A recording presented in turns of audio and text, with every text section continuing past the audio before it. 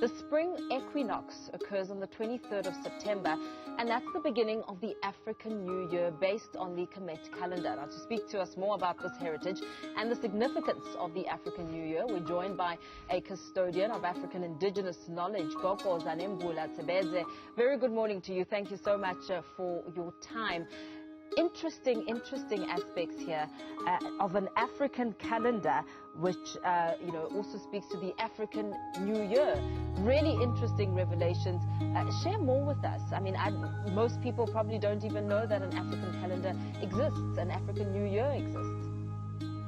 That's, it's something that's really important for us to acknowledge as African people, is that, a lot of practices, spiritual practices, and a lot of the way also that we operate in the mainstream in the world, a lot of it is rooted in indigenous African knowledge system and African spiritual practices. And our spiritual practices were always based on science and on nature. As African people, our priority was aligning with nature. And so our calendar was based on the movement and the flow of nature. So it was really important for us to, everything that we did and our livelihoods revolved around the movement and the processes, the natural processes that take place within nature.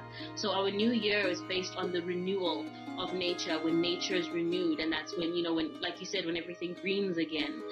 This was an observance that we called, it was the spring equinox. We understood that the spring equinox is the beginning of the new year, and this is the time that, we took to celebrate the renewal of nature, the return of the sun, because the spring equinox is about the return of the sun, and that is the beginning of spring, and that is when, nature basically is renewed, and it's mating season, and it's just a time for celebrating the return of the sun, because the sun is the source of all life.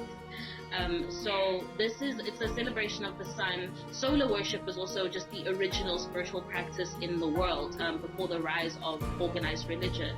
So it's really important as African people that we understand that although now we do practice organized religion, a lot of us are involved in organized religious systems.